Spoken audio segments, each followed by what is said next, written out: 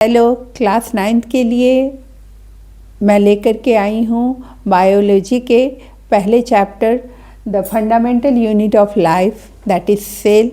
उसके एक्सप्लेनेशन के साथ को लेकर के आई हूँ। उससे रिलेटेड, इस चैप्टर से रिलेटेड इम्पॉर्टेंट वर्ड्स, टर्म्स, उनके एक्सप्लेनेशन सबके साथ हम लोग इस चैप्टर को आगे पढ़ेंगे। Fundamental unit of life, fundamental इसको क्यों कहा जाता है? सेल को फंडामेंटल यूनिट ऑफ लाइफ क्यों कहा जाता है? तो सबसे पहले कोई भी चैप्टर पढ़ने की शुरुआत हम लोग जो है ना, उसके इंट्रोडक्शन, चैप्टर के नाम के इंट्रोडक्शन के साथ करते हैं। तो इसको समझिए कि इसको फंडामेंटल यूनिट क्यों कहा जाता है। तो cells are the structural and functional biological unit of living being. ये इसका डेफिनेशन है सेल का, जिसको आपको रट करके रखना है, ठीक है ना, एकदम से पक्के से रट लेना है कि स्ट्रक्चरल एंड फंक्शनल और फंडामेंटल यूनिट है। ऐसा क्यों कहा जाता है? क्योंकि कोई भी चीज़ जो लिविंग बीइंग है, आइदर यूनिसेलुलर, छोटे से छोटा या बड़े से बड़ा, सभी सेल के मिलने से ही बना हुआ है, ठीक है ना। और हमारे बॉडी में, हमारे ही नहीं, मतलब छोटे छोटे जो पौधे हैं या जानवर हैं, एनिमल्स का टाइप है, कुछ भी है, माइक्रो ऑर्गेनिज्म हैं, बैक्टीरिया हैं, फंजाई हैं, जो भी हैं, उन सब में सेल जो है उसकी शुरुआत सेल से हो रही है। चाहे वो एक ही सेल क्यों ना हो, लेकिन सेल से ही वो बने होते हैं। और जैसे हमारे बड़े लार्ज एनिमल्स या लार्ज प्लांट की बात हम लोग करें, तो हम लोगों में क्या है ना कि सेल जो होते हैं वो बेसिक स्ट्रक्चर है, यूनिट है, बेसिक यूनिट है। डिफरेंट सेल्स जब मिलते हैं आपस में तो टिश्यू फॉर्म करते हैं। ये सीरीज भी आपको ध्यान में रखना है, ठीक है ना। तो डिफरेंट सेल्स मिलकर के टिश्यू का फॉर्मेशन करते हैं। फिर डिफरेंट टिश्यू जब मिलते हैं तो हमारे बॉडी का डिफरेंट ऑर्गन को बनाने का काम करते हैं। और डिफरेंट ऑर्गन जब मिलते हैं तो आपस में मिलकर के ऑर्गन सिस्टम बनाते हैं। और एक से अधिक ऑर्गन सिस्टम आपस में मिलकर के तब जाकर के एक कंप्लीट ऑर्गेनिज्म को बनाते हैं। तो इस सीरीज को भी आपको ध्यान में रखना है। नेक्स्ट हम लोग आते हैं इस चैप्टर से रिलेटेड, इस टॉपिक से रिलेटेड जो इम्पॉर्टेंट साइंटिस्ट हैं और उनकी क्या डिस्कवरी है, उनका क्या योगदान है, इसके बारे में हम लोग जानते हैं। और इन साइंटिस्ट के नाम विथ देयर डिस्कवरी आपको याद रखने हैं, ठीक है। तो सबसे पहले 1665 में रॉबर्ट हुक के द्वारा सेल को खोजा गया। Discovery of the cell credit goes to Robert Hooke, ठीक है। और उसके बाद 1674 में एंटन वान ल्यूएनहुक ने सेल में, इन्होंने डेड सेल को ढूंढा था। रॉबर्ट हुक ने सेल के बारे में बताया था, लेकिन इन्होंने डेड सेल में को ढूंढा था। लेकिन इनकी डिस्कवरी है कि इन्होंने पहला लिविंग सेल ढूंढा। तो इसलिए आपको इनको नाम को याद रखना है। उसके बाद 1831 में रॉबर्ट ब्राउन ने सेल के न्यूक्लियस की खोज की थी, ठीक है।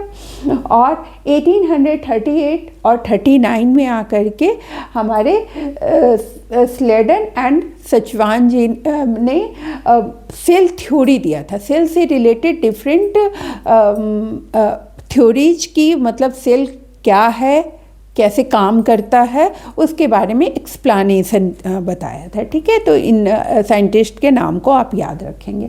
नेक्स्ट हम लोग आते हैं सेल थ्योरी। सेल थ्योरी के अंतर्गत 3 मेन बातों को आपको याद रखनी है। ये जो 3 पॉइंट्स हैं आपको एग्जाम में अलग से पूछे जाते हैं कि सेल थ्योरी को डिस्क्राइब कीजिए। तो उसमें सबसे पहले हम लोग जानते हैं कि all living things are made up of cells. तो जितने भी लिविंग थिंग है, चाहे वो एक सेल के ही क्यों ना बने हों, और बड़े की तो बात ही नहीं है, वो तो है ही, वो सेल के ही बने होते। लिविंग थिंग सिनोनिम हो गया सेल का, सेल है तभी लिविंग होगा, ठीक है। दूसरा है cells are the basic unit of life, life का बेसिक यूनिट है, इसको ध्यान में रखना है। और तीसरा है all cells comes from pre existing cell, cell कहीं से भी इधर उधर से नहीं आते हैं। जैसे कि हम लोग साइंस जब भी पढ़ते हैं ना तो साइंटिस्ट हमेशा जो है ना भगवान वाले वाद से अलग ही होते हैं, है कि नहीं। तो इन जनरल हम लोग बोलते हैं कि कहाँ से आते हैं, तो भगवान बना दिए, ठीक है। जो लोग साइंस नहीं पढ़ते हैं तो वो ऐसे ही बोलते हैं, लेकिन साइंटिस्ट का कहना है कि हर एक सेल किसी न किसी प्री एग्जिस्टिंग सेल से ही बना हुआ है। तो ये 3 लाइंस आपको याद रखने हैं। उनका डिटेल मतलब एक्सप्लेनेशन आप उतना ध्यान दीजिए चाहे नहीं दीजिए, लेकिन ये टर्म्स, ये लाइंस आपको एकदम से रटे होने चाहिए, और इन्हीं के मिलाने से सेल थ्योरी बनती है। नेक्स्ट हम लोग आते हैं, जानते हैं यूनिसेलुलर वर्सेज मल्टीसेलुलर ऑर्गेनिज्म। तो हम लोग जैसा कि जानते हैं कि स्टार्टिंग में कोई भी जो है यूनिसेलुलर मतलब यूनि मतलब सिंगल सेल का स्ट्रक्चर बने, और उसके बाद जो है धीरे धीरे सेल की संख्या बढ़ी, अलग अलग तरह के ऑर्गेनिज्म बनते चले गए, आइदर प्लांट और एनिमल के ग्रुप में, और वो जो है यूनिसेलुलर से मल्टीसेलुलर ऑर्गेनिज्म इस तरह से बनते गए, क्योंकि मल्टी में अनेक सेल मतलब ढेर सारे सेल मिलकर के बनाएंगे ऑर्गेनिज्म को, और यूनि सिंगल सेल स्ट्रक्चर है, जिसके अंतर्गत आपको एग्जाम्पल है बैक्टीरिया, पारामीशियम, ये सब आते हैं। और इनका जितने भी सेल की एक्टिविटी होती है ना, वो सारा एक्टिविटी जो है ये एक सिंगल सेल के द्वारा ही परफॉर्म करते हैं, और सारा लिविंग बीइंग का जितना भी कैरेक्टर है ना, ये सारा शो करते हैं, लेकिन एक सिंगल सेल के द्वारा। और मल्टी सेलुलर में क्या होता है कि ढेर सारे सेल हैं, और चूँकि ढेर सारे सेल हैं तो वो अलग अलग काम के लिए अलग अलग तरह के सेल उसमें स्पेशलाइज्ड होते हैं, ठीक है ना। नेक्स्ट हम लोग आते हैं सेल शेप एंड फंक्शन। तो ये भी हम लोग के लिए जानने की बात है कि जब स्वाभाविक है कि जब यूनिसेलुलर की ऑर्गेनिज्म की बात होगी, सिंगल सेल वाले ऑर्गेनिज्म की बात होगी, तो उसमें शेप और साइज, फंक्शन, ये सब बहुत ज़्यादा बटा हुआ हो ही नहीं सकता। हाँ, शेप आपको अलग अलग ऑर्गेनिज्म का अलग अलग ज़रूर होता है, लेकिन फंक्शन उतना ज़्यादा बटा नहीं रहेगा, क्योंकि सिंगल ही सेल को सारे फंक्शन परफॉर्म करने हैं। लेकिन जब मल्टी सेलुलर की बात होती है तो उसमें ना अलग अलग तरह के सेल पाए जाते हैं, और वो अलग अलग तरह के सेल अलग अलग फंक्शन के लिए स्पेशलाइज्ड होते हैं, और अकॉर्डिंग टू देयर फंक्शन ही एक्चुअली उनका शेप और साइज निर्भर करता है। तो कुछ सेल आपको स्फेरिकल भी होते हैं, जैसे कि हमारे रेड ब्लड सेल जो होता है। उसके बाद आपको कुछ सेल स्पिंडल शेप के होते हैं जो मस्कुलर टिश्यूज में पाए जाते हैं, और उनका मेनली काम आपको है कॉन्ट्रैक्शन एंड मूवमेंट के लिए रिस्पॉन्सिबल होते हैं। फिर कुछ सेल होते हैं जो ब्रांच्ड और इलोंगेटेड होते हैं, जो आप इंफॉर्मेशन कैरी करने के लिए काम आते हैं, और इनको न्यूरॉन के नाम से जाना जाता है। नेक्स्ट हम लोग आते हैं सेल साइज पे। तो सेल साइज की अगर हम लोग बात करें तो यहाँ पे देखिए बहुत ही क्लियरली आपको चार्ट के द्वारा, डायग्राम के द्वारा बताया गया है कि सेल जो होते हैं वो स्मॉलेस्ट सेल जो होता है वो माइकोप्लाज्मा का होता है, और वो लार्जेस्ट सेल ऑस्ट्रिच एग का होता है। कंपैरिजन करके आपको बताया गया है कि वो कितना धीरे धीरे बड़ा होता जाता है, ठीक है। नेक्स्ट हम लोग आते हैं सेल साइज की डाइवर्सिटी। तो कैसे ये, तो सबसे स्मॉलेस्ट क्या है, माइकोप्लाज्मा, और माइकोप्लाज्मा को ही हम लोग PPLO के नाम से भी जानते हैं, और लार्जेस्ट सेल है ऑस्ट्रिच एग, और ये जो है लगभग 0.1 से 0.3 माइक्रोमीटर का इसका साइज होता है, जबकि ये 15 to 18 सेंटीमीटर साइज होता है। कंपैरिजन करके दिखलाया गया है आपको कि वो लगभग एक हथेली भर का सेल होता है, ठीक है। हम लोग आते हैं अपने नेक्स्ट सेगमेंट पे, सेल के स्ट्रक्चर पे, द फाउंडेशनल कंपोनेंट्स। क्या क्या सेल में मेनली प्रेजेंट हैं, उसके पार्ट्स और उनका क्या इम्पोर्टेंट रोल है, उसके बारे में हम लोग जानेंगे। तो सबसे पहले हम लोग आते हैं प्लाज्मा मेम्ब्रेन पे। प्लांट सेल, 2 तरह के सेल के बारे में इस चैप्टर में आपको पढ़ना है, प्लांट के सेल के बारे में और एनिमल के सेल के बारे में, और उनके स्ट्रक्चर में कुछ सिमिलरिटीज पाई जाती है और कुछ डिफरेंसेज पाए जाते हैं बेसिक। तो जो थोड़े बहुत डिफरेंसेज पाए जाते हैं उन पे भी हम लोग बात करेंगे, और जो सिमिलरिटी है वो तो दोनों में ही है, कुछ कंपोनेंट दोनों में पाए जाते हैं, तो उनके बारे में हम लोग फिर से बात करेंगे। तो पहला है प्लाज्मा मेम्ब्रेन। प्लाज्मा मेम्ब्रेन जो है वो सेलेक्टिवली परमिएबल मेम्ब्रेन के नाम से जाना जाता है। सेलेक्टिवली परमिएबल मेम्ब्रेन का क्या मतलब हुआ? सेलेक्टिव मतलब कि कुछ चीज़ों की चुनिंदा, इसका हिंदी में मीनिंग क्या हुआ कि चुनिंदा, कुछ स्पेशल चीज़ों को वो आने जाने की अनुमति देता है। ये नहीं कि हर चीज़ उसके अंदर, हर चीज़ कहने का मतलब कि सेल या न्यूट्रिशनल जो भी कंपोनेंट हैं वो, तो हर डिफरेंट टाइप्स ऑफ गैसेज जो होते हैं उनका आदान प्रदान होता है। तो सेलेक्टिव चीज़ों को वो अपने सेल के अंदर आने देता है, बाउंड्री के अंदर, और बाहर जाने देता है, हर चीज़ को जाने की अनुमति भी नहीं देता है। तो उसको हम लोग सेलेक्टिव परमिएबल मेम्ब्रेन के नाम से जानते हैं। ये गुण आपको प्लाज्मा मेम्ब्रेन में आता है। दूसरा है cell wall. Cell wall plant cell में पाया जाता है, एनिमल सेल में नहीं पाया जाता है। तो प्लांट सेल का आउटर मोस्ट लेयर जो होता है वो सेल वॉल होता है, ठीक है। एनिमल सेल में outer most layer plasma membrane होता है। ये जो होता है वो ये उसको सपोर्ट देने का काम करता है, सेल को सपोर्ट और उसका शेप देने का काम करता है। न्यूक्लियस हर एक सेल में पाया जाता है और हेरिडिटरी मटेरियल डीएनए को कैरी करने का काम करता है। क्रोमोजोम डीएनए जो है उनको कैरी करने का काम करता है। साइटोप्लाज्म जो है ये जेली लाइक सब्सटेंस है जो कि पूरे सेल में फैला हुआ होता है, और इसी में डिफरेंट ऑर्गेनेली जो कि उसके अंदर के पार्ट हैं, सेल के अंदर के जो डिफरेंट पार्ट हैं उनको हम लोग ऑर्गेनेली के नाम से जानते हैं। और वो सारा ऑर्गेनेली जो है वो साइटोप्लाज्म में सस्पेंडेड फॉर्म में पाया जाता है, तैरती हुई अवस्था में पाया जाता है। Specialised membrane bound structure performing specific function. Next हम लोग आते हैं सेल का, जो ये डिफरेंट पार्ट्स हैं उनके मेन काम क्या क्या है। ऐसे तो और डिटेल में हम लोग आगे अभी पढ़ेंगे, लेकिन यहाँ पे एक इकट्ठे आपको ओवरव्यू दिया हुआ है, तो इसको आप लोग दिमाग में रखेंगे। न्यूक्लियस क्या करता है? कंट्रोल सेंटर, जेनेटिक मटेरियल को कैरी करता है और सेल के डिफरेंट फंक्शन को, सेल के डिफरेंट ऑर्गेनेली जो भी फंक्शन कर रहे हैं उनको कंट्रोल करने का काम करता है, ठीक है ना।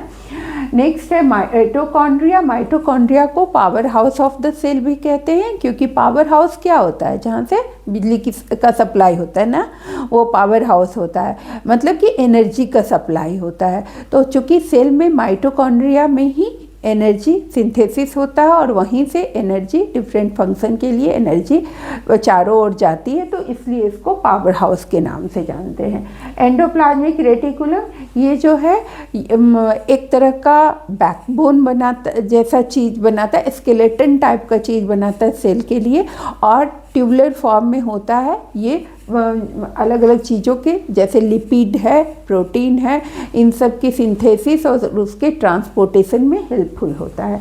राइबोसोम प्रोटीन सिंथेसिस का काम करता है, और plasma membrane selectively permeable membrane होता है, outermost layer of animal cell होता है। इसको आप लोग याद रखेंगे। गोल्जी एपरेटस जो होता है वो पैकेजिंग और सेक्रेशन का काम करता है।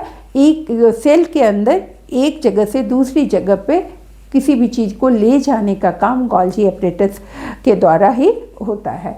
नेक्स्ट है आपको लाइसोसोम। लाइसोसोम जो होता है वो वेस्ट डिस्पोजल का काम करता है, और अगर सेल में कभी टूट फूट हो गई, कोई उसका ऑर्गेनेली बेकार हो गया, या समटाइम्स जो है सेल ही बेकार हो गया, तो उसको पूरी तरह से डिस्ट्रॉय करके हटाने का काम लाइसोसोम का होता है। वैक्यूल जो होता है वो स्टोरेज सेक का काम करता है, और प्लांट सेल में ये टर्जिडिटी को मेंटेन करता है। इसके प्रेजेंस की वजह से ही वो अंदर से एक प्रेशर क्रिएट होता है ताकि सेल का शेप मेंटेन रह सके, ठीक है।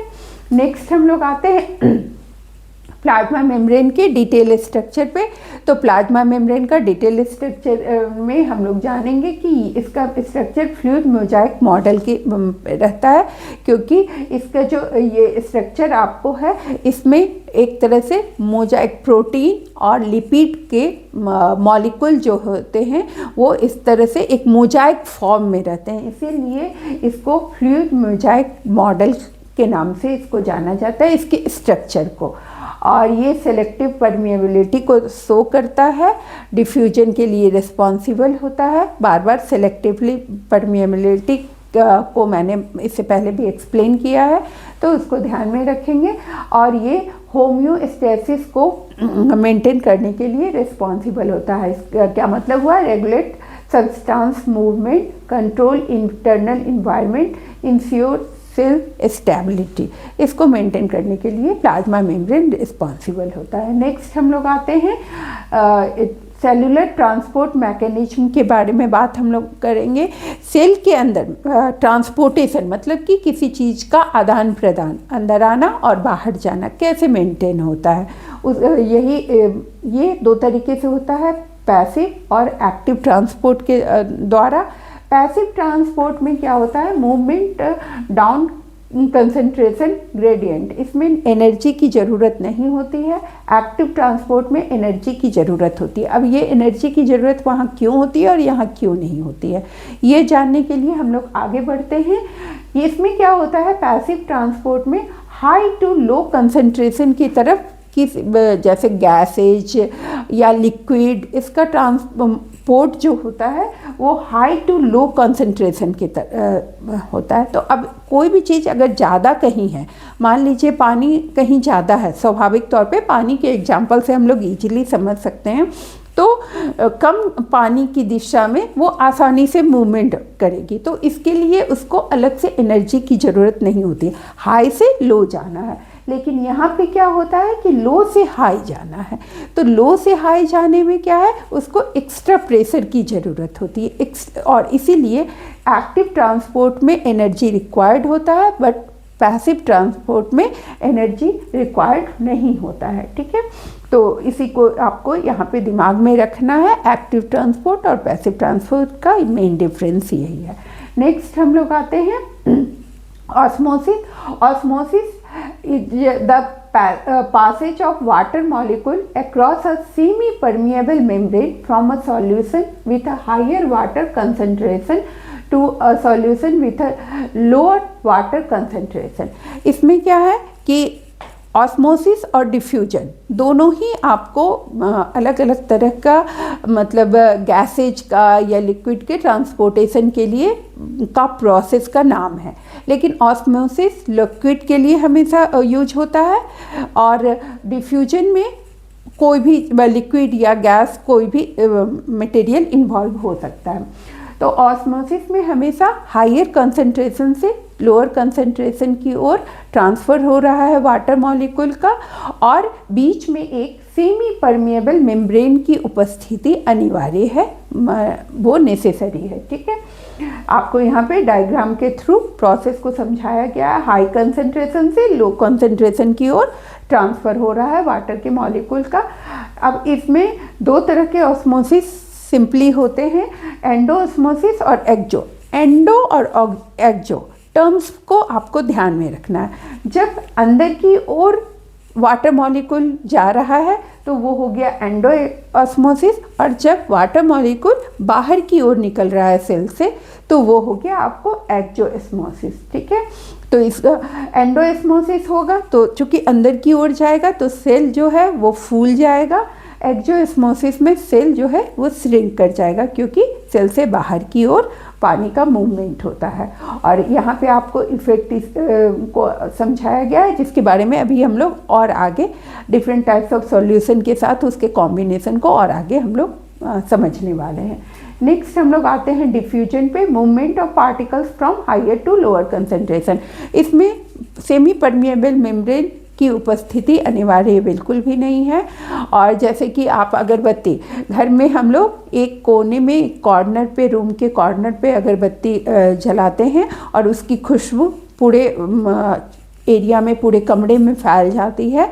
तो ये सब जो प्रोसेस है वो आपको डिफ्यूजन डिफाइन करता है प्रोसेसेज को, कि ऐसा कैसे होता है। तो डिफ्यूजन के कारण होता है। तो जहाँ पे कम है उसका मॉलिक्यूल, वहाँ वो ऑटोमेटिक चला जाता है। ठीक है, नेक्स्ट हम लोग आते हैं diffusion versus osmosis. Tabular form में इसको डिफरेंसेज को आपको याद रखना बहुत ज़रूरी है। जैसे अभी पहले हम लोगों ने पढ़ा एक्टिव ट्रांसपोर्ट और पैसिव ट्रांसपोर्ट, वैसे ही आपको डिफ्यूजन वर्सेस ऑस्मोसिस, इन सब का कम से कम आप लोग 3-3 पॉइंट, मिनिमम 3-3 पॉइंट जरूर डिफरेंसेज का याद रखेंगे, क्योंकि एग्जाम में ज़्यादातर देखा जाता है आपको साइंस में ज़्यादा लंबे क्वेश्चंस तो आते नहीं हैं।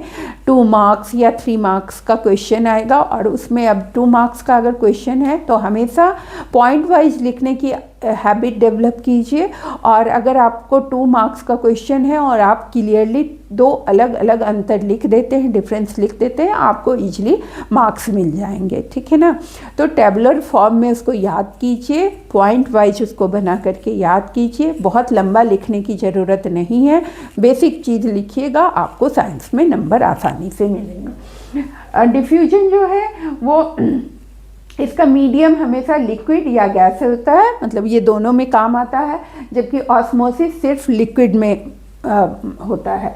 और इसमें मेम्ब्रेन का रिक्वायरमेंट नहीं है, जो पहले भी अभी बात हम लोगों ने की, लेकिन ऑस्मोसिस के लिए सेमी परमिएबल मेम्ब्रेन की उपस्थिति अनिवार्य है। उसके बाद मूवमेंट हाइयर कंसंट्रेशन से लोअर कंसंट्रेशन से होता है।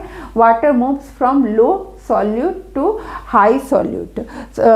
सॉल्यूट जो हुआ, जहाँ पर मतलब अगर पानी में कुछ घुला हुआ है और उसको जो घुला हुआ है वो सॉल्यूट कहलाता है, पानी जो है, वाटर जो है, वो सॉल्वेंट कहलाता है, और दोनों मिलकर के सॉल्यूशन बनाता है। एग्जाम्पल है इंक स्प्रेडिंग इन वाटर, पानी में इंक का घुलना। और इसमें हो गया red blood cell swelling in water, plant root absorption, ये आपको इसका एग्जाम्पल है। तो ये सारे आपके पॉइंट्स हुए, इसमें से यहाँ तो 4 ही पॉइंट में आपको दिया ही हुआ है, तो बेसिक इतना कम से कम आप लोग याद कर लेंगे। ठीक है, नेक्स्ट हम लोग आते हैं types of solution. Types of solution, अलग अलग तरह के सॉल्यूशन होते हैं, जो इनको मेनली 3 टाइप में बांटा जाता है, हाइपोटोनिक, आइसोटोनिक और हाइपरटोनिक। हाइपोटोनिक में क्या होता है, अब इसमें मेनली आपको टाइप का नाम याद रखना है, और हर तरह के टाइप में अगर सेल उपस्थित है, सेल को डाला जाए तो क्या उसका रिएक्शन होता है, क्या चेंजेस सेल में आते हैं, वो आपको ध्यान में रखना है। ठीक है ना। तो इसीलिए टेबुलर फॉर्म में इसको भी आपको दिमाग में क्लियरली रखना है। Lower solute concentration outside the cell, cell के बाहर जो है सॉल्यूट का कंसंट्रेशन कम होता है, और उसकी वजह से water moves into the cell, cell में जो है वाटर की एंट्री होती है हाइपोटोनिक में, और इसलिए क्या हो जाएगा, सेल स्वेल करेगा। और जो अभी हमने एंडोऑस्मोसिस के दौरान पढ़ा, तो यहाँ पे एंडोऑस्मोसिस हो रहा है, तो इसलिए सेल यहाँ पे हाइपोटोनिक में सेल स्वेल कर जाएगा और वो बड़ा हो जाएगा, इसका साइज बड़ा हो जाएगा। एनिमल सेल में लाइसिस होगा और इसमें टर्जिडिटी का फॉर्म होगा, मतलब इसमें पानी अंदर की ओर ज़्यादा आ जाएगा, तो ये टर्जिडिटी को शो करेगा। ये प्लांट सेल का सिचुएशन है, और यहाँ पे एनिमल सेल का सिचुएशन है। आइसोटोनिक, आइसो में क्या होता है कि दोनों में, मतलब सेल में और सॉल्यूशन में, दोनों में सब कुछ बराबर होता है, तो इसलिए कोई भी फर्क नहीं होगा, ना तो अंदर सेल के अंदर पानी आएगा, ना सेल के बाहर पानी जाएगा, इक्वल स्थिति, एक जैसी स्थिति रहेगी। और इसीलिए वाटर का मूवमेंट बिल्कुल भी नहीं होगा, और सेल अपना नॉर्मल साइज, नॉर्मल रहेगा। एनिमल सेल हो चाहे वो प्लांट सेल हो, वो नॉर्मल रहेगा, जैसा है वैसा रहेगा। पर हाइपरटोनिक में क्या हो जाएगा, हाइपरटोनिक में वाटर जो है वो सेल के बाहर की ओर मूव करेगा, मतलब एक्जोऑस्मोसिस को शो करेगा, और इसके कारण क्या होगा, सेल श्रिंक कर जाएगा।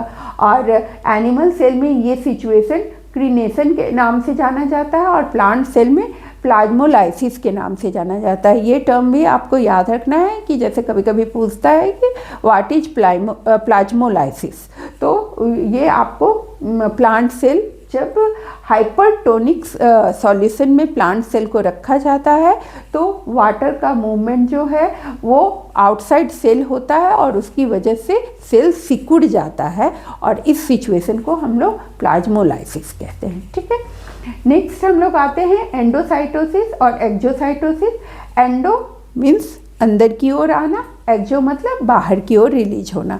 तो ये जनरली आपको ना अमीबा के केस में, यूनिसेलुलर ऑर्गेनिज्म के केस में होता है कि वो फूड पार्टिकल्स को अंदर लेता है, तो वो हो गया एंडोसाइटोसिस, वो अंदर इंटेक किया, और जब वेस्ट मटेरियल को अपने बॉडी से बाहर भेजता है तो वो एक्सोसाइटोसिस के अंतर्गत आ गया। तो सेल का और इसमें क्या इन्वॉल्व होता है, आउटर मेम्ब्रेन इन्वॉल्व होता है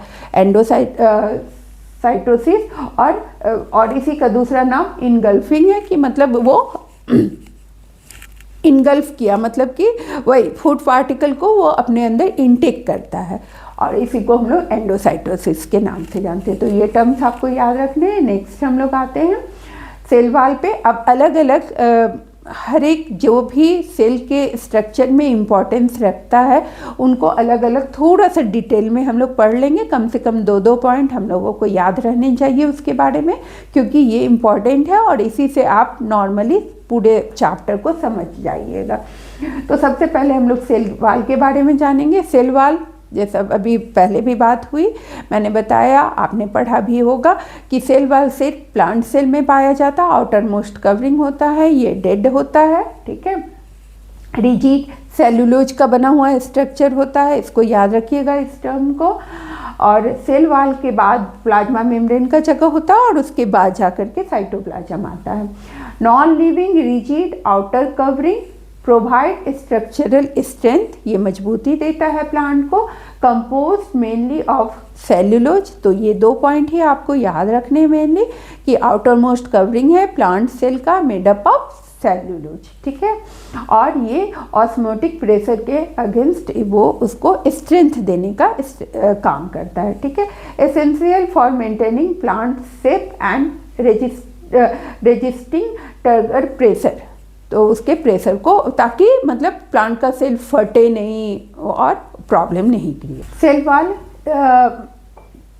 क्या करता है, कैसी एक्टिविटी दिखाता है जब सेल को हाइपोटोनिक सॉल्यूशन में रखा जाता है। तो जैसा हमने पहले जाना, हाइपोटोनिक सॉल्यूशन में जब भी सेल को रखा जाएगा तो सेल जो है वो वाटर उसमें इंटर करेगा, और जिसकी वजह से सेल जो है स्वेल कर जाएगा, फूल जाएगा, और सेल फूलने की वजह से क्या होगा कि फिर बाहर की ओर वो प्रेशर लगाएगा।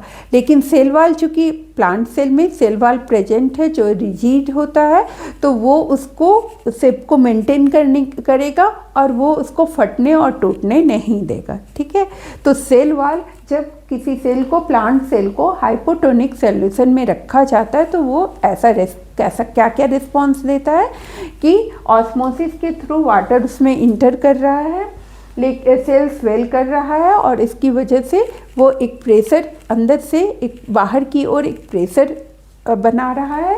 लेकिन सेल वॉल जो है अपोजिट सेम प्रेशर बना रहा है, क्योंकि उसका काम ही है प्रोटेक्शन और स्ट्रेंथ देना, और इस तरह से वो सेल को मेंटेन रखता है और फटने से बचाने का काम करता है। अब हम लोग देखेंगे कि यहाँ पे आपको डिफरेंट ऑर्गेनिज्म का नाम लिखा हुआ है, उसमें किसमें प्लांट में सेल वॉल प्रेजेंट होता है, बैक्टीरिया में सेल वॉल प्रेजेंट होता है, फंजाई में सेल वॉल प्रेजेंट होता है, एनिमल में सेल वॉल एब्सेंट होता है, वायरसेज में सेल वॉल एब्सेंट होता है। प्लांट में सेल वॉल सेल्यूलोज का बना हुआ होता है, जबकि बैक्टीरिया में ये पेप्टाइडोग्लाइकेन का बना होता है, और फंजाई में ये काइटिन का बना हुआ था। तो ये भी आपको याद रखना है। ठीक है, नेक्स्ट हम लोग आते हैं न्यूक्लियस। अब नेक्स्ट पार्ट है, हमने पढ़ लिया प्लाज्मा मेम्ब्रेन के बारे में, सेल वॉल के बारे में। ठीक है, आउटर मोस्ट। अब हम लोग आते हैं सेंटर वाले पार्ट में, जो कि सबको कंट्रोल करने का काम करता है, तो वो न्यूक्लियस है। न्यूक्लियस जो है इसके पास डबल मेम्ब्रेन होता है, अपना अलग मेम्ब्रेन होता है जिसको कि न्यूक्लियर मेम्ब्रेन कहते हैं, और ये डबल लेयर होता है।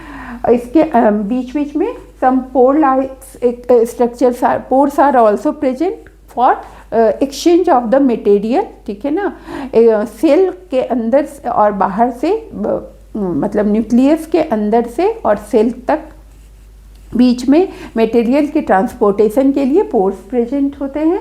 इसमें जेनेटिक मटेरियल प्रेजेंट होता है, जेनेटिक मटेरियल जो कि डीएनए और आरएनए के फॉर्म में होता है, ठीक है। और ये जो है सेल की सारी एक्टिविटी को, सेल के द्वारा जितने भी लाइफ प्रोसेसेस किए जाते हैं उन सारे को कंट्रोल करने का काम करता है। साथ ही साथ रिप्रोडक्शन, तो खैर रिप्रोडक्शन भी सेल की एक्टिविटी ही है एक, जो आफ्टर गेटिंग मैच्योरिटी वो रिप्रोड्यूस करता है, अपने को 2 में बांटता है या 2 से अधिक में बांटता है, तो वो काम में ये हेल्प करता है, ठीक है। नेक्स्ट हम लोग आते हैं इसके आगे हम लोग क्रोमेटिन के बारे में थोड़ा सा डिटेल में जान लेते हैं, क्योंकि सेल के अंदर जो क्रोमोसोम प्रेजेंट होता है, डीएनए हेरिडिटरी मटेरियल प्रेजेंट होता है जो कि रिस्पॉन्सिबल होता है कैरेक्टर्स के ट्रांसपोर्टेशन के लिए, और साथ ही साथ मतलब रिप्रोडक्शन के लिए जो रिस्पॉन्सिबल होता है, तो उसका ऑर्गेनाइजेशन कैसे होता है। तो सेल के अंदर के न्यूक्लियस में देखिए, न्यूक्लियस के अंदर जब नॉर्मल सेल होता है, नॉर्मल अवस्था में जब वो मैच्योरिटी को प्राप्त करता रहता है, उस समय ये जो है वो नॉन डिवाइडिंग स्टेज में ये इस तरह से धागे नुमा स्ट्रक्चर के रूप में पाया जाता है।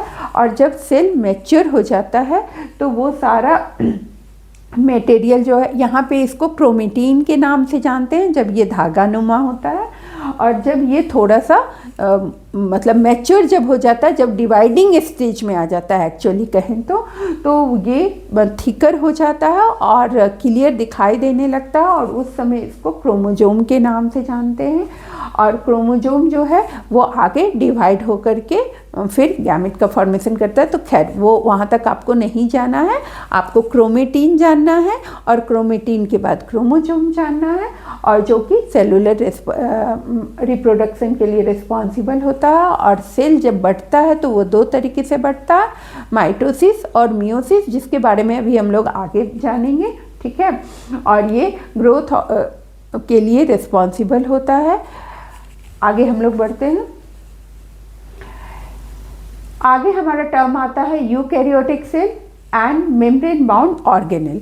अब एक टर्म आता है आपको इस चैप्टर में, प्रोकैरियोटिक सेल और यूकैरियोटिक सेल। प्रो जो है, प्रो का मतलब ही हुआ प्रीमिटिव, ठीक है ना। तो जो स्टार्टिंग ऑर्गेनिज्म होते हैं, जो स्मॉल यूनिसेलुलर ऑर्गेनिज्म होते हैं जिसमें एक सिंगल सेल ही सारा काम कर रहा है, उसमें अधिकतर ऐसा पाया जाता है कि सारे के जो पार्ट होते हैं काम भले ही सारे कर रहे हैं, लेकिन उनमें उतना डिवीजन नहीं पाया जाता, सब में को अलग अलग मेम्ब्रेन से नहीं, उसके डिफरेंट ऑर्गेनेली को मेम्ब्रेन नहीं प्राप्त होता है। जैसे कि अगर सिंपली सोचिए तो जो मतलब छोटे घर होते हैं उसमें उतना डिफाइन नहीं किया हुआ होता है कि ये बेडरूम है, ये स्टडी रूम है, ये आपको डाइनिंग रूम है, इस तरह से ये गेस्ट रूम है, ऐसा बहुत ज़्यादा डिफाइन नहीं किया होता है वहाँ, क्योंकि एक ही कमरा रहता है तो एक कमरे वाले घर में सारा काम तो एक ही कमरे में हो रहा है, तो वहाँ पे अलग अलग उनके पास दीवार नहीं होती है हर एक बात के लिए। तो सेम कंडीशन आपको प्रोकैरियोटिक सेल में आता है। और यूकैरियोटिक सेल हायर ऑर्गेनिज्म के पास होता है, डेवलप्ड ऑर्गेनिज्म के पास होता है, और उनके पास जो है सो ढेर सारे कमरे हैं, तो इसलिए ढेर सारे सभी के पास मतलब अपनी अपनी वॉल है, अगर इसको सिंपल फॉर्म में हम लोग समझें। सेम चीज़ यहाँ पे है कि eukaryotic cells are characterised by a membrane bound nucleus and various membrane bound organelle, each with a specific function essential for cellular life। Cell की लाइफ के लिए जितनी भी एक्टिविटी ज़रूरी है अलग अलग ऑर्गेनेली कर रहा, और सब जो है मेम्ब्रेन बाउंडेड होता है, मतलब सबके पास अपना अलग मेम्ब्रेन होता है, ठीक है ना। माइटोकॉन्ड्रिया जिस स्टार्ट में भी हमने बात की है, तो वही चीज़ यहाँ पे फिर से आपको लिखा हुआ है कि अलग अलग क्या क्या काम करता है और कौन कौन से ऑर्गेनेली है। हर एक ऑर्गेनेली का आपको नाम विथ 1 से 2 फंक्शन आपको स्ट्रक्चर का एक पॉइंट याद कर लीजिएगा और फंक्शन का एक पॉइंट याद कर लीजिएगा, दैट इज सफिशिएंट। नेक्स्ट हम लोग आते हैं जो इम्पोर्टेंट सेल ऑर्गेनेली और हैं उनके बारे में बात करते हैं। न्यूक्लियस की बात हमारी हो गई है। एंडोप्लाज्मिक रेटिकुलम सिंगल मेम्ब्रेन का ये होता है, इसके पास सिंगल मेम्ब्रेन होता है, न्यूक्लियस के पास डबल मेम्ब्रेन होता है। और ये जो है दो तरह का होता है, स्मूथ एंडोप्लाज्मिक रेटिकुलम और रफ एंडोप्लाज्मिक रेटिकुलम। रफ का मतलब क्या हुआ कि खुरदुरा, ठीक है, जो इसका ऊपरी सतह पे, तो ऊपरी सतह पे इसमें एक्चुअली क्या होता है ना, राइबोसोम अटैच्ड होता है, तो इसलिए इसको रफ एंडोप्लाज्मिक रेटिकुलम कहते हैं। और स्मूथ में क्या होता है ना कि राइबोसोम नहीं होता है, तो इसलिए वो प्लेन होता है, तो इसलिए उसको स्मूथ एंडोप्लाज्मिक रेटिकुलम कहते हैं। और रफ एंडोप्लाज्मिक रेटिकुलम में चूंकि राइबोसोम अटैच होता है, इसलिए ये प्रोटीन के सिंथेसिस के लिए रिस्पॉन्सिबल होता है, जबकि स्मूथ में राइबोसोम नहीं होता है और ये लिपिड के फॉर्मेशन के लिए, सिंथेसिस के लिए रिस्पॉन्सिबल होता है। गोल्जी एपरेटस जो होता है वो मेनली पैकेजिंग का काम करता है और ट्रांसपोर्टिंग का काम करता है। स्टार्ट में भी हमने बात की है, इस दो वर्ड को आप ध्यान में रखेंगे।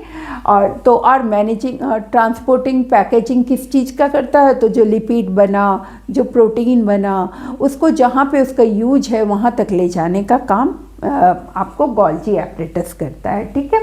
और लाइसोसोम जो होता है, लाइसोसोम मेम्ब्रेन बाउंडेड ऑर्गेनेली है, इसमें सिंगल मेम्ब्रेन पाया जाता है और इसकी खासियत ये होती है कि इसके अंदर एक तरह का एंजाइम पाया जाता है लाइसोसोम के अंदर, जो कि हर चीज़ को मतलब डाइजेस्टिव एंजाइम टाइप का पाया जाता है, जो हर चीज़ को ख़त्म कर सकता। और इसीलिए अगर सेल डिस्ट्रॉय हो जाता है, मतलब उसमें कुछ प्रॉब्लम आ जाता है किसी सेल में, तो उसको पूरी तरह से ख़त्म करने का काम लाइसोसोम का होता है। और ऐसे नॉर्मली जो है, जो भी वेस्ट प्रोडक्ट बनते हैं सेल के अंदर, उनको ख़त्म करने का काम लाइसोसोम का होता है।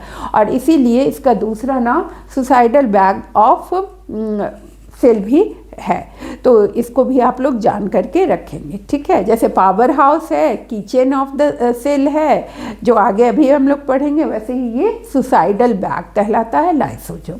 नेक्स्ट हम लोग आते हैं एंडोप्लाज्मिक रेटिकुलम के थोड़े से और डिटेल पे हम लोग आते हैं, जो कि अभी हमने जाना कि रफ एंडोप्लाज्मिक रेटिकुलम और स्मूथ एंडोप्लाज्मिक रेटिकुलम। रफ क्यों है, तो राइबोसोम के प्रेजेंस के कारण, और राइबोसोम चूँकि प्रेजेंट है इसलिए इसमें जो है प्रोटीन का सिंथेसिस होता है, जबकि यहाँ पे राइबोसोम एब्सेंट है, प्रोटीन का सिंथेसिस इसलिए नहीं होगा, लिपिड का सिंथेसिस यहाँ पे होता है। और ये हार्मोन के प्रोडक्शन के लिए भी रेस्पॉन्सिबल होता है, ठीक है। नेक्स्ट हम लोग आते हैं गोल्जी एपरेटस के थोड़े से डिटेल पे। बार बार बात हो रही है, दो तीन ही बात हो रही है, उसको बार बार दोहराया जा रहा है ताकि आपको याद हो जाए, क्योंकि ऑर्गेनेली का नाम, डिफरेंट ऑर्गेनेली का नाम और उसका फंक्शन अगर आपको याद है तो आप इजीली सारे क्वेश्चन को सॉल्व कर लीजिएगा, ठीक है ना। ये नाम जो है गोल्जी एपरेटस का नाम इन साइंटिस्ट के नाम पे पड़ा, कैमिलो गोल्जी, और सिस्टम ऑफ स्टैक्ड सिस्टर्नी। इसमें जो इसकी बनावट है इस पे गौर कीजिए, ये सेक लाइक स्ट्रक्चर देता है सिस्टर्नी, इसको जो ये अलग अलग प्लेट लाइक स्ट्रक्चर है ना, इसको हम लोग सिस्टर्नी के नाम से जानते हैं। Modifies and packages protein and lipid, जो कि आपको एंडोप्लाज्मिक रेटिकुलम के पास बन रहा है, उसको पैकेज करने का काम और उसको ट्रांसपोर्ट करने का काम ये करता है। Form secretary vesicles and lysosome, lysosome का फॉर्मेशन गोल्जी एपरेटस के द्वारा ही होता है, और सारे तरफ इस सारी चीज़ों को डिस्पैच करने का यानी कि ट्रांसपोर्ट करने का काम करता है। तो ट्रांसपोर्टेशन और packaging related to Golgi apparatus, lysosome बनता है गोल्जी एपरेटस के कारण, इतनी बातें आप ध्यान में रखेंगे। नेक्स्ट आते हैं हम लोग लाइसोसोम पे। फिर वही है कि waste disposal and recycling system. Waste cell में जितने भी वेस्ट मटेरियल, एक सिंगल सेल में चूँकि सारी लाइफ की एक्टिविटी होती है तो वेस्ट मटेरियल भी बनते हैं, और वो वेस्ट मटेरियल को ख़त्म करने का और उसको बाहर करने का काम, सेल से बाहर करने का काम, इसकी रिस्पॉन्सिबिलिटी लाइसोसोम की होती है। और जिसको ये फैगोसाइटोसिस के द्वारा और ऑटोफैगी के द्वारा ये प्रोसेसेज हैं दूसरे सभी, इनके द्वारा ये इसको ख़त्म करने का काम करता है। नेक्स्ट हम लोग आते हैं माइटोकॉन्ड्रिया। माइटोकॉन्ड्रिया को power house of the cell के नाम से जाना जाता है। क्यों पावर हाउस जाना जाता है वो स्टार्ट में भी हमने बात की है। अब इसके स्ट्रक्चर की पहले हम लोग बात कर ली। ये डबल मेम्ब्रेन से स्ट्रक्चर होता है। इसके पास डबल मेम्ब्रेन अभी पहले किसके पास था? न्यूक्लियस के पास था, याद है ना। तो यहाँ भी डबल मेम्ब्रेन होता है। दूसरी इसकी खासियत होती है ना कि इसका जो इंटरनल मेम्ब्रेन होता है ना, उसमें कुछ फिंगर लाइक पूरे सरफेस उसका इंटरनल मेम्ब्रेन में फिंगर लाइक स्ट्रक्चर पाए जाते हैं, ठीक है ना। और उनको हम लोग क्रिस्टी के नाम से जानते हैं। और ये क्यों पाया जाता है? देखिए, आपने कभी गौर किया हो या ना गौर किया हो, मैंने तो हमेशा ही गौर किया है और मुझे लगता है कि नेचर सच में बहुत पावरफुल है। हम लोग सोचते हैं कि हम लोग बहुत कुछ जानते हैं और हम लोग ये बनाते हैं वो बनाते हैं, ठीक है ना। लेकिन हम लोग बेसिकली सीखते हैं नेचर से ही। इस चीज़ से मतलब हम कभी डिनाई नहीं कर पाते हैं और शायद हमको लगता है आप लोग भी गौर करेंगे तो आप लोग भी समझेंगे कि नेचर को पता है कि अधिक से अधिक एनर्जी का फॉर्मेशन ज़रूरी है, क्योंकि बॉडी को डिफरेंट एक्टिविटी, एक सेल को पे कितनी जिम्मेदारी है, कितने सारे काम करने हैं, है ना। तो उसको बहुत एनर्जी की ज़रूरत पड़ेगी और वो एनर्जी अधिक से अधिक बन पाए इसके लिए वो फैसिलिटी नेचर उसको प्रोवाइड कराता है। तो वही चीज़ अभी है कि माइटोकॉन्ड्रिया का इंटरनल जो मेम्ब्रेन होता है वो उसमें फिंगर लाइक प्रोजेक्शंस पाए जाते हैं, ताकि क्या हो कि सरफेस एरिया उसका बड़ा हो। अब जगह तो बहुत ही छोटी है और उसमें अधिक से अधिक काम हो सके, अधिक से अधिक स्पेस मिल सके, इसलिए वो फिंगर लाइक इसमें अरेंज हो जाता है, जिसको क्रिस्टी के नाम से जानते हैं, ताकि सरफेस एरिया अधिक हो और एनर्जी का प्रोडक्शन अधिक मात्रा में हो सके, ठीक है ना। तो और एटीपी का फॉर्मेशन होता है। वो जो एनर्जी निकलती है वो एटीपी के फॉर्म में निकलती है। एटीपी जो होता है वो सेल के लिए करेंसी का काम करता है। जैसे कि हम लोग कहीं भी रुपया खर्चा करते हैं ना, कोई चीज़ खरीदने के लिए हम लोग रुपये का यूज करते हैं ना, और सेल एटीपी का यूज करता है, ठीक है ना, जिसका फुल फॉर्म होता है एडिनोसिन ट्राइफास्फेट। और जब एनर्जी लिबरेट होता है तो वो डाइफास्फेट में कन्वर्ट हो जाता है एडीपी। और फिर वो जब स्टोर फॉर्म में रहता है, स्टोर्ड फॉर्म में रहता है, तो वो एटीपी बनाता है, adenosine triphosphate. Self sustaining feature इसका। अच्छा, दूसरी बात ये भी बहुत इम्पॉर्टेंट इसका कैरेक्टर है कि इसके पास सेल के अंदर जितने भी ऑर्गेनेली हैं उन सब के पास अपना डीएनए नहीं होता है, लेकिन सिर्फ 2 ऑर्गेनेली ऐसे होते हैं जिनके पास अपना डीएनए होता है, जिसमें से एक माइटोकॉन्ड्रिया है। अब अपना डीएनए होने से फ़ायदा क्या है कि इसके पास कैपेसिटी है कि ये खुद को रेप्लिकेट कर सकता है। मतलब एक अगर है तो वो खुद को 2 में बना सकता है, 2 को 4 में खुद से अपनी मर्जी से बना सकता है। अब ऐसा भी क्यों है ये भी समझिए, ये भी नेचर की ही महानता है, क्योंकि पता है कि एनर्जी तो भैया बहुत चाहिए। तो एनर्जी जब बहुत चाहिए तो एनर्जी के लिए उसको पावर तो देना पड़ेगा ना, जिससे हमें ज़्यादा काम लेना है उसको कुछ तो पावर एक्स्ट्रा देना ना पड़ेगा। तो इसीलिए शायद नेचर ने इसको ये पावर दे रखा है। तो इसके पास अपना खुद का डीएनए होता है ताकि ये खुद को रेप्लिकेट कर सके, ठीक है। ये बहुत ही इम्पॉर्टेंट कैरेक्टर है माइटोकॉन्ड्रिया का। तो दिमाग में याद रखेंगे, डबल मेम्ब्रेनस स्ट्रक्चर, एटीपी का फॉर्मेशन होता है, एटीपी करेंसी है, एनर्जी है, और क्रिस्टी प्रेजेंट है जो इंटरनल वाल पे फिंगर लाइक प्रोजेक्शन है, और डीएनए इसका एक के पास अपना होता है। नेक्स्ट हम लोग आते हैं प्लास्टिड पे। प्लास्टिड्स जो है ये ऐसे ऑर्गेनेली हैं जो कि सिर्फ प्लांट सेल में पाए जाते हैं, ठीक है ना। प्लांट ये एनिमल सेल में नहीं पाए जाते हैं। कुछ जो ऑर्गेनेली हैं जो कि सिर्फ प्लांट सेल में, जैसे अभी शुरू में हमने पढ़ा कि सेल वाल आपको प्लांट सेल में सिर्फ पाया जाता है, एनिमल सेल में नहीं पाया जाता है। उसी तरह से प्लास्टिड सिर्फ प्लांट सेल में पाया जाता है, एनिमल सेल में नहीं पाया जाता है। और ये मुख्यतः 3 तरह के होते हैं, क्रोमोप्लास्ट, क्लोरोप्लास्ट और लिक्योप्लास्ट, ठीक है। क्रोमोप्लास्ट जो होते हैं, जितना भी प्लांट में रंगीन पार्ट होता है ना, वहाँ पे क्रोमोप्लास्ट पाए जाते हैं, जबकि क्लोरोप्लास्ट ग्रीन कलर के पार्ट में पाया जाता है। और लिक्योप्लास्ट जो होता है, जो कलरलेस पार्ट होता है, जैसे रूट, प्लांट में जो रूट होता है, जहाँ पे मतलब उसको वाइट बोलिए, मतलब मेनली तो उसको कलरलेस ही बोलेंगे, तो वहाँ पे आपको लिक्योप्लास्ट पाया जाता है। तो क्रोमोप्लास्ट जो है ये कलर देने का काम करता है, तो फ्रूट, फ्लावर इस सब में रिप्रेजेंट रहता है ये। और क्लोरोप्लास्ट जहाँ पे पाया जाता है वो फोटोसिंथेसिस के लिए रिस्पॉन्सिबल होता है। तो प्लास्टिड का ही स्ट्रक्चर ऐसा होता है जिसमें कि वो लाइट को एब्जॉर्ब कर सके, और मतलब वहाँ फूड का चूँकि सिंथेसिस होता है, तो हम लोग के घर में खाना कहाँ बनता है, किचन में ना। तो उसी तरह से प्लांट में ग्रीन पार्ट्स में खाना बनता है, और ग्रीन पार्ट्स के भी किस पार्ट में बनता है, तो प्लास्टिड में बनता है, क्लोरोप्लास्ट में बनता है। और इसीलिए प्लास्टिड को किचन ऑफ द सेल भी कहा जाता है। तो ये भी वर्ड याद रखिएगा, टर्म्स याद रखिएगा। नेक्स्ट हम लोग आते हैं राइबोसोम पे। राइबोसोम अभी बार बार बात हो रही है कि कुछ राइबोसोम जो होते हैं वो रफ एंडोप्लाज्मिक रेटिकुलम के साथ जुड़े हुए होते हैं, लेकिन कुछ राइबोसोम जो होते हैं, राइबोसोम के ग्रेन्यूल्स होते हैं, राउंड शेप्ड स्ट्रक्चर होता है, और ये जो है नॉन मेम्ब्रेनस ऑर्गेनेली होता है, इसके पास खुद का मेम्ब्रेन नहीं होता, और ये प्रोटीन के सिंथेसिस के लिए रिस्पॉन्सिबल होता है। प्रोकैरियोट और यूकैरियोट दोनों में पाया जाता है। तो इसको आप लोग दिमाग में रखेंगे, याद रखेंगे। प्रोटीन के सिंथेसिस के लिए रिस्पॉन्सिबल होता है, प्रोकैरियोटिक और यूकैरियोटिक दोनों सेल में पाया जाता है। कुछ फ्री होता है साइटोप्लाज्म में, कुछ एंडोप्लाज्मिक रेटिकुलम के साथ अटैच होता है।